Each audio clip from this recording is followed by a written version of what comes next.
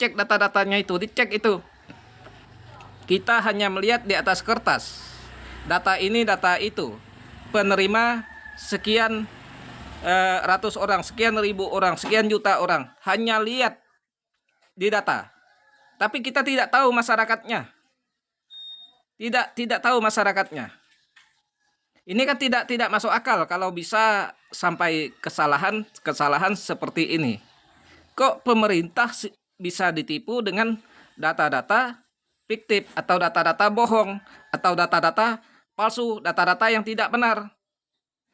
Sekarang kita membahas data fiktif atau data penerima bansos.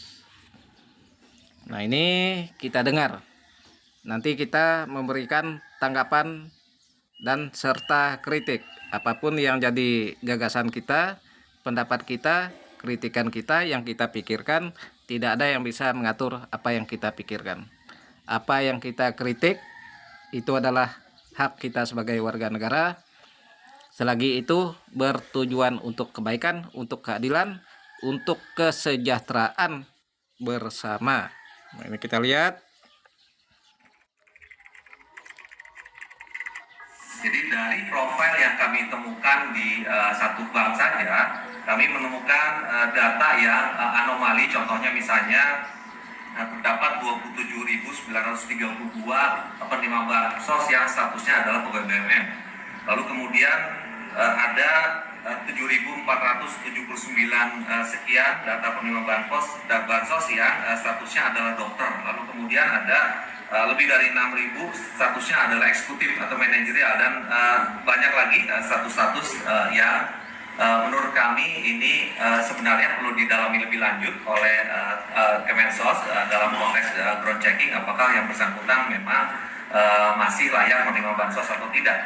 Sebagai contoh saja, kalau bicara nilai rekening, kami menemukan ada orang yang memiliki rekening di atas 50 juta tapi masih menerima bansos. Jadi di rekeningnya dia memiliki uang lebih dari 50 juta tapi masih menerima bansos. Itu hampir 60 orang. PPATK sebut pegawai BUMN, dokter hingga manajer terindikasi menerima bantuan sosial. Etian. Bayangkan, ada 40.000 lebih pegawai BUMN, dokter, dan manajer yang terindikasi mendapatkan bansos. Kok bisa? Hah? Padahal pejabat-pejabat di negeri ini pinter-pinter. Sistemnya canggih-canggih, pegawainya banyak. Kok bisa hal seperti ini? Berantakan, kacau balau. Apa yang terjadi? Ini kesalahan input atau memang sengaja disalahkan? Kalau kesalahan input, masa sih sampai 40.000 lebih?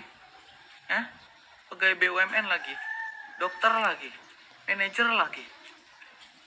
Sungguh ruwet negara ini ya. Benar, kalau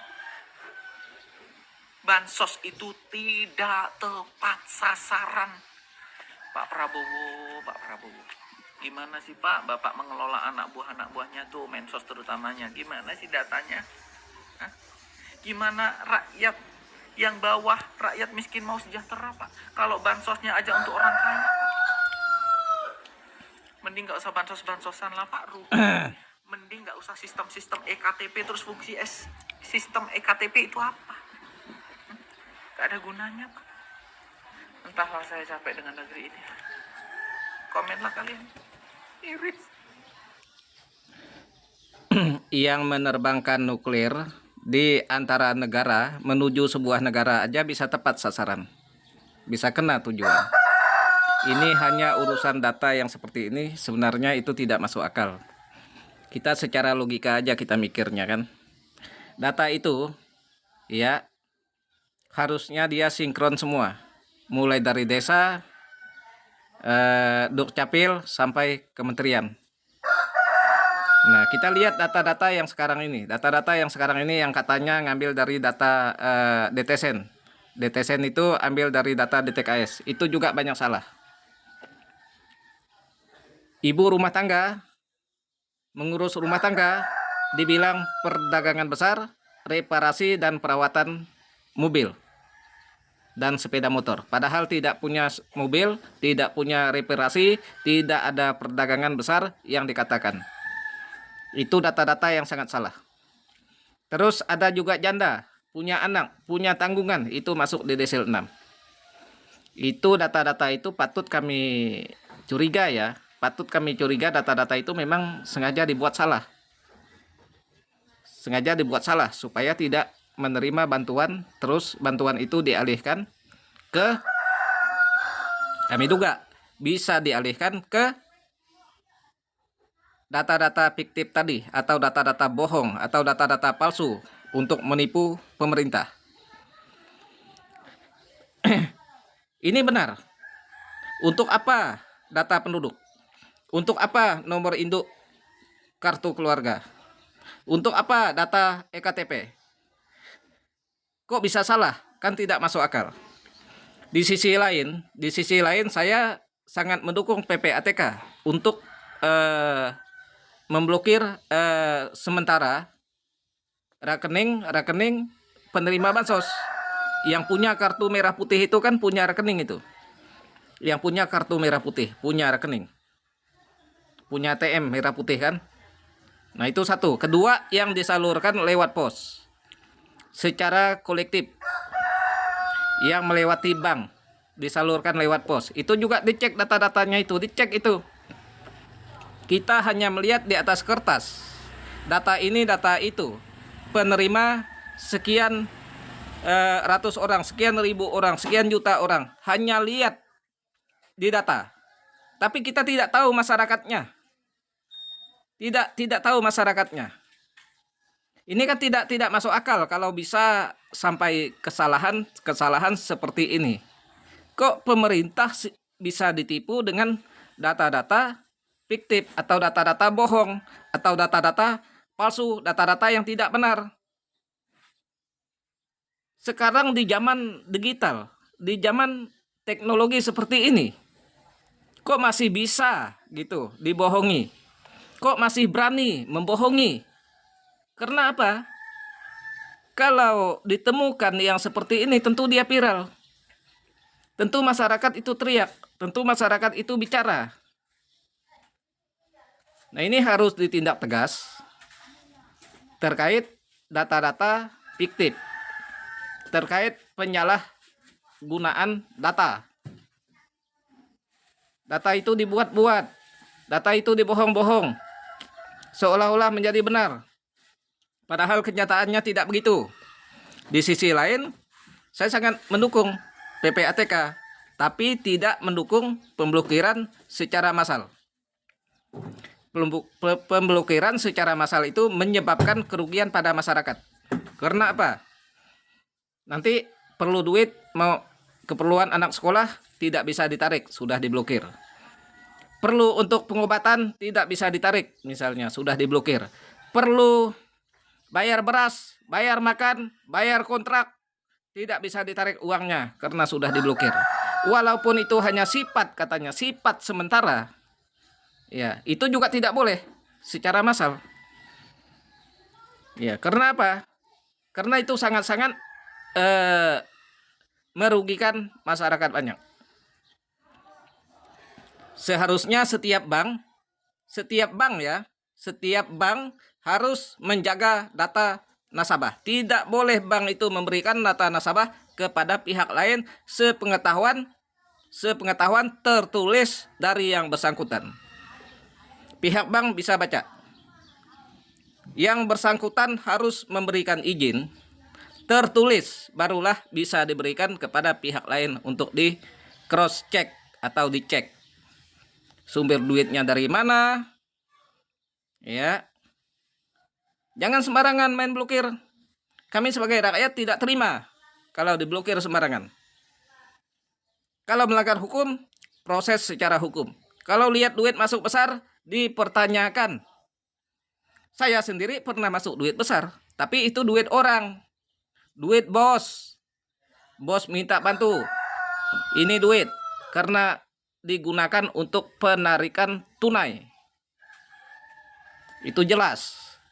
Ya, kekuatan hukumnya jelas juga, membantu masyarakat juga jelas. Itu bukan duit hasil dari nyolong, bukan duit hasil dari korupsi, bukan duit pencucian duit dan segala macam. Itu bisa dipertanggungjawabkan di hadapan hukum. Jadi tidak boleh main blokir sembarangan.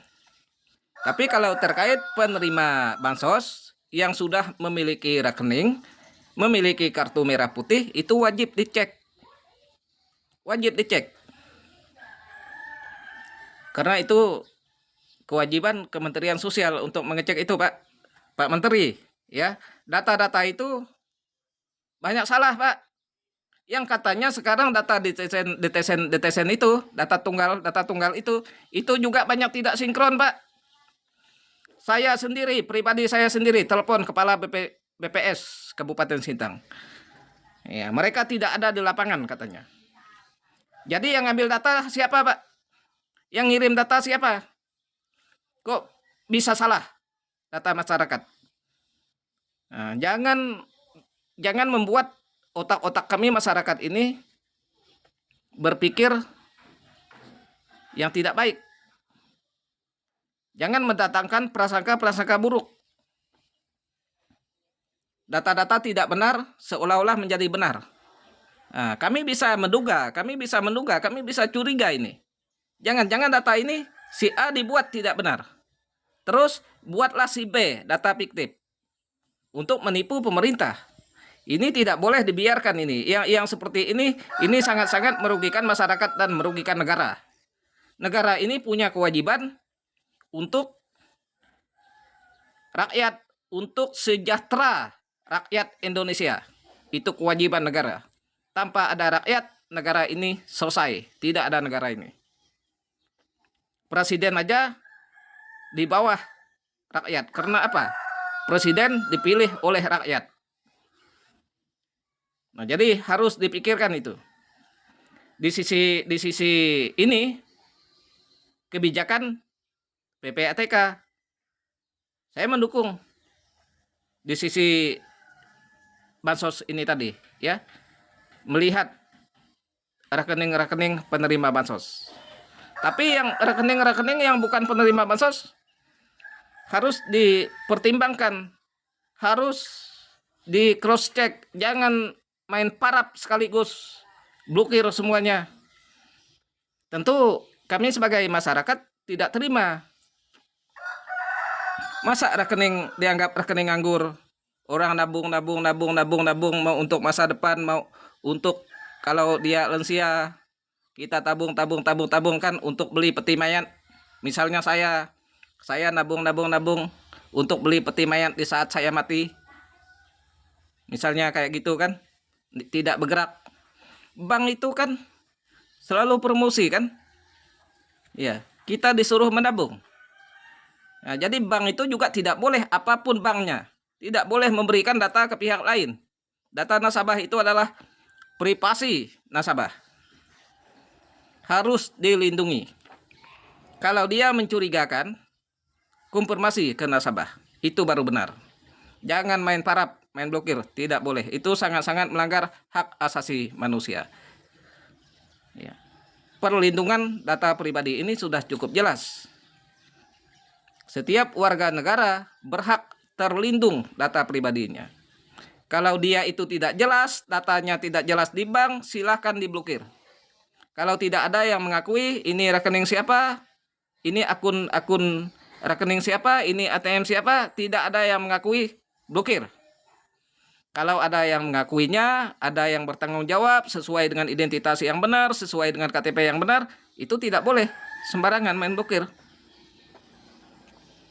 Nah, terkait penerima bansos, ya, ini harus dicek. Sampai sekarang banyak masyarakat yang mengeluh tidak menerima bantuan tahap 2, ya, karena kesalahan desil-desilnya tadi itu. Desil-desilnya tadi Jangan main tebak-tebak, jangan main buat-buat. Kami bisa menduga, kami bisa curiga. Yang menerima bansos itu dilenser, kami bisa menduga itu. Ya, diganti dengan data-data yang tidak benar. Saya rasa cukup itu. Adil Catalino, Bacu Ramen Kasaruga, Basengan Kajubata. Salam Dayak Ganteng.